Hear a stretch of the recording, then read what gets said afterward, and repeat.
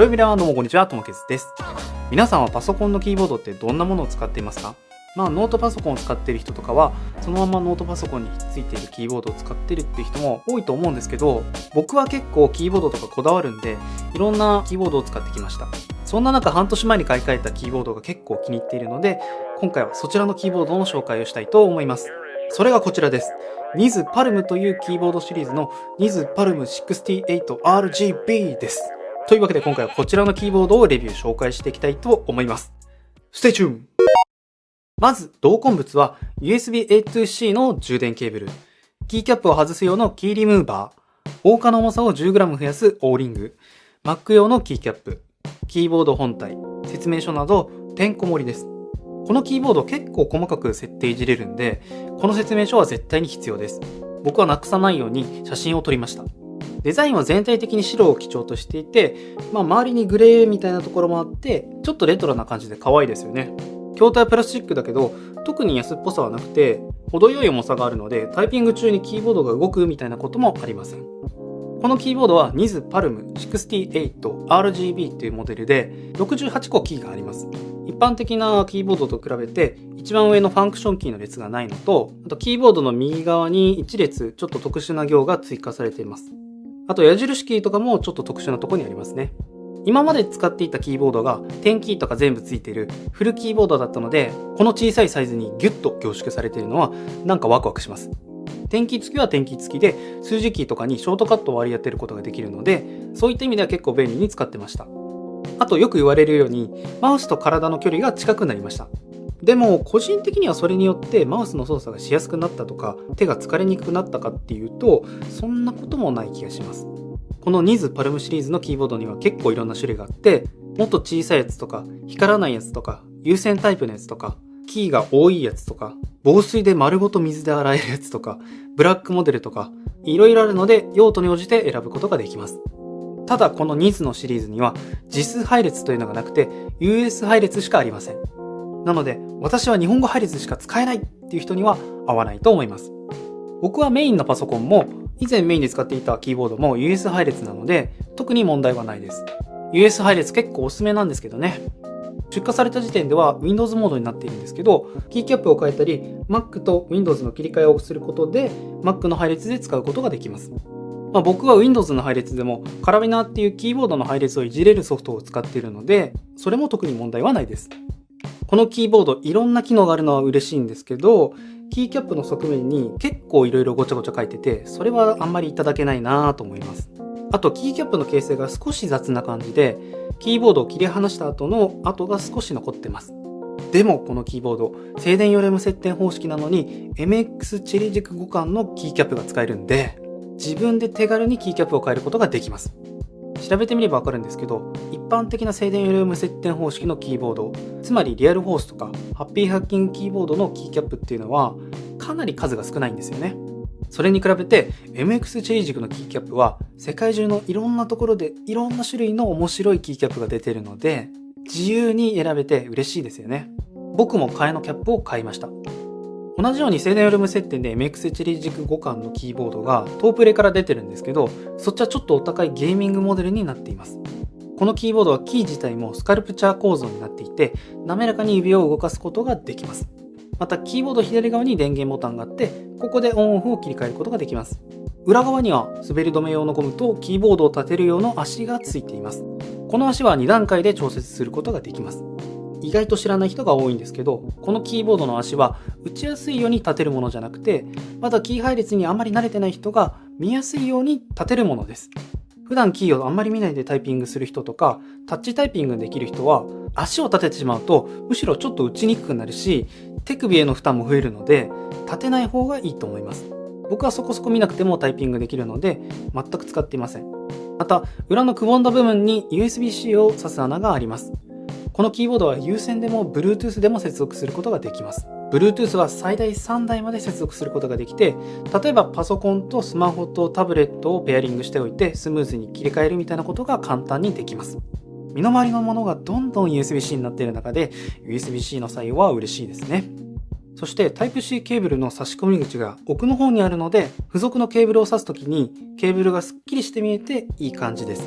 また左右にはスリットも開いているので、左右にケーブルを逃がすことができます。この辺はリアルフォースとかのキーボードと大体同じです。で、しょうがないことなんですけど、充電式なので、長年使っていると電池の劣化が気になってくるのかなというふうに思います。ハッピーハッキングキーボードが乾電池を採用しているのも、長く使えるようにという考えから来ているそうです。ただ個人的にはこっちの方が見た目がスッキリしてるかなとは思います。ところで、静電より無接点方式って一体何なのっていう人に簡単に説明します。まずキーボードの種類を知っておかないといけないんですが、キーボードの種類は結構いろいろあるんですけど、だいたいこういう感じのポコポコなるような種類のキーボードは3種類ぐらいあります。まずメンブレン。メンブレンのキーボードは何といってもコスパがいいというか安いのが特徴です。学校のパソコン室とかにあるキーボードはだいたいこれですね。次にメカニカルです。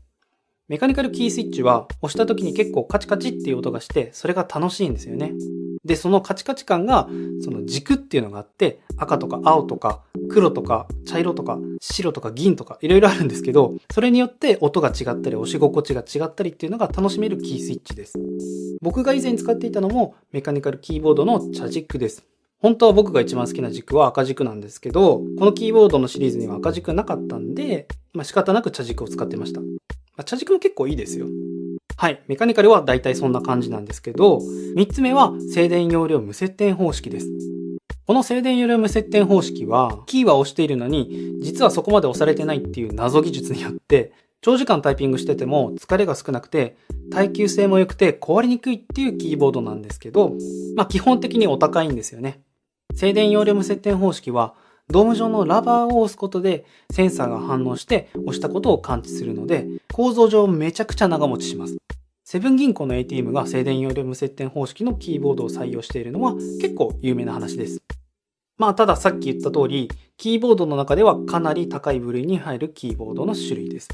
個人的には毎日たくさんタイピングをするんであれば快適さにつながると思うので、別に投資として高いなぁとは思いません。ただ僕はリアルフォースとかハッピーハッキングキーボードとかよりはメカニカルの赤軸の方が好きです。で、ちょっと話は逸れてしまったんですけど、このニズパルムはそのお高い静電容量無接点方式なんです。なんですが、他の静電容量無接点方式のキーボード、特にハッピーハッキングキーボードと比べるとかなり安いです。ただ安いだけじゃなくて、ハードもソフトも機能も充実しているっていうのがこのキーボードのいいところです。という価格がちょっと安いよって話をしようと思ったんですけど、ここ最近はちょっと価格が高くなっているみたいです。それでも種類を選ばなかったり、ハッピーハッキングキーボードと比べたりするとまだまだ安いなっていう感じはします。で、このキーボードなんといってもタイピングがめちゃめちゃ気持ちいいです。静電容量無接点方式で言うと、リアルフォースの変化銃とリアルフォースの 45g、ハッピーハッキングキーボードタイプ S 使ったことあるんですけど、それよりも好みです。具体的に言うと、オーカーツが 35g と、一般的なリアルフォースとかハッピーハッキングキーボードよりも軽いので、軽くて静かで好きです。押した時にカチカチって音がしません。よくリアルフォースとかハッピーハッキングキーボードのタイピング音がスコスコっていう感じで表現されるんですけど、僕が実際使ってみて思ったのは意外とカチカチって音がするんですよね。それに比べるとこのニズは明らかに静かで軽いスコスコっていう音が出ます。そのおかげでとても滑らかにタイピングすることもできます。35g って結構軽いんで軽すぎだよっていう人もいると思うんですが、そんな方にはオーカーツを 10g 増やすオーリングも付属しているので、キーキャップを外してリングをつけるだけで 45g にすることができます。45g がどのぐらいかっていうと、メカニカルキーボードで言うと茶軸とか赤軸、また静電容量無接点方式で言うとリアルフォースの一部のモデルとかハッピーハッキングキーボードと同じ重さです。またキーボードをどこまで押し込んだら反応するかっていうのを切り替えられるアクチュエーションポイント変更機能っていうのもついています。しかも専用のソフトを使わなくてもキーボードだけで3段階切り替えることができます。ちなみに僕は一番浅めにしています。またキーボードのキーを一度に押した時に最大何個まで反応するかっていうと、Bluetooth モードの場合は6つ、有線の場合は全て反応します。いわゆる N キーロールオーバーです。ここで Bluetooth の6つが少ないかっていうとそんなことはなくて、高速タイピングのエリートみたいな人じゃない限り特に問題はないと思います。僕の場合は普通に使えてます。静電容量無接点方式なので、キーボード自体はめちゃくちゃ打ちやすくて手も疲れにくいんですけど、机からキーボードまで高さがあるので、パームレストを使うとより打ちやすくなります。僕は以前メインで使っていたキーボードにもパームレストを使っていて、めちゃめちゃ手の疲れ方が違ったので、もうマストだなと思ってます。以前はフィルコのウッドパームレストの点キー付き用を使ってたんですけど、今回は短めということで買い替えなくちゃいけなくて、違うの買ってみようかなと思って、同じフィルコから出ている低反発のタイプを買ってみたんですけど、上が真っ平らなのと低反発で手首が沈んでいくのが無理で、すぐにウッドパームレストを買いました。このウッドパームレストは手前が斜めになっているし、木なので沈み込むこともありません。低反発のやつと比べると高いんですけど、手の疲れとかを考えると僕は断然こっちをお勧めします。そしてこのキーボード、光るんです。光ると何がいいかっていうと、楽しいです。このキーボードはソフトを使わなくてもファンクションキーと特定のキーを入力することで光り方を自由に変えることができます。光り方にはいろいろあるんですけど、メインの色とサブの色っていうのがあって、それを10色の中から選んでプラス14種のエフェクトを選ぶっていう感じです。普通にバックライトモードもあるのでバックライトとして使えるのかなと思ったんですけど、 Bluetooth 接続の時は押してから光っている時間が7秒から8秒ぐらいしかないので、そういう用途には向いてないと思います。実はこういう風に光るキーボードを買ったのは初めてだったんですけど、最初光った時はテンション上がったし、見てて結構楽しいです。僕は押したところがカラフルになるエフェクトが一番気に入っています。ちなみに専用のソフトウェア Windows のみを使えば、一つ一つのキーの色も自由に指定することができます。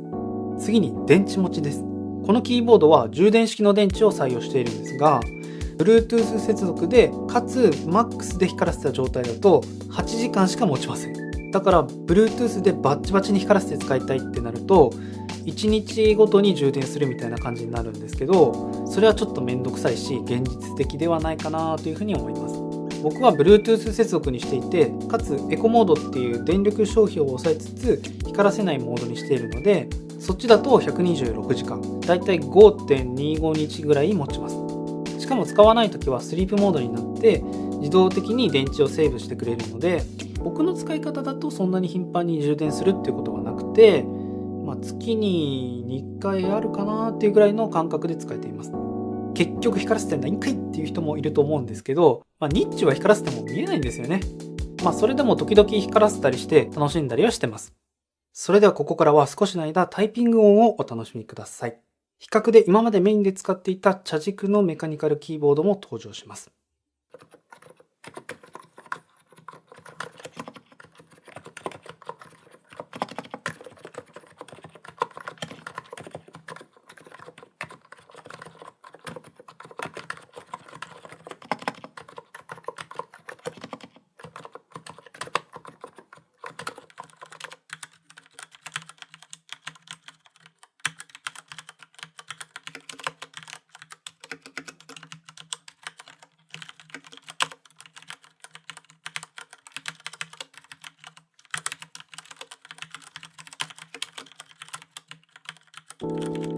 はい、タイピング音はこんな感じです。もちろん好みはあると思うんですけど、僕は結構好きな音です。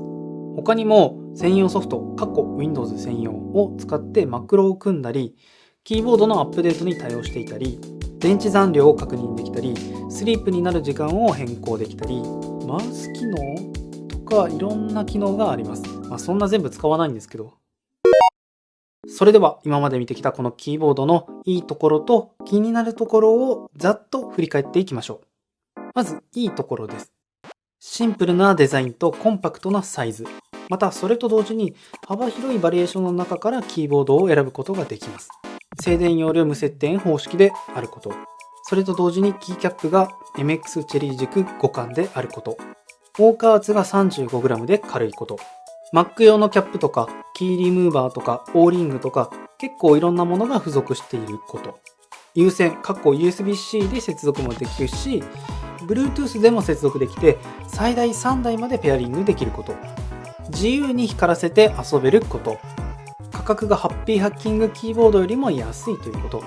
次に気になるところです。この Niz Palm シリーズには US 配列しかなくて日本語配列がないということ。全体的に安っぽさっていうのはないんですけど、キーキャップの形成だけは少し雑ということ。機能がいろいろあるのはいいんですけど、側面の印字が少しごちゃごちゃしていること。充電式の電池を採用しているので経年劣化が少し気になるというところ。Bluetooth かつ MAX で光らせると最大8時間までしか持たないということ。これは光る量とかでも変わってくると思うし、僕みたいにエコモードで使うとか優先モードで使えば普通に使えると思います。はい、というわけで今回はこちらの Niz Palm というキーボードを紹介、レビューしてきました。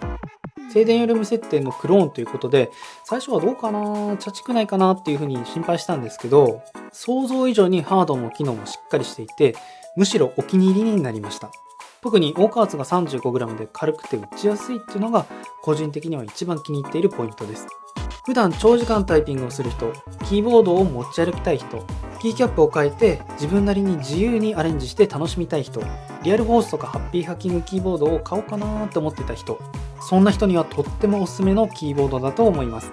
この動画気に入ったら高評価とチャンネル登録もお願いします。それではまた次の動画でお会いしましょう。ともけずでした。バイバイ。今回撮影のために以前使ってた茶軸を引っ張り出したんですけど、久々に使うとめちゃめちゃ楽しいですね。これがキーボード沼。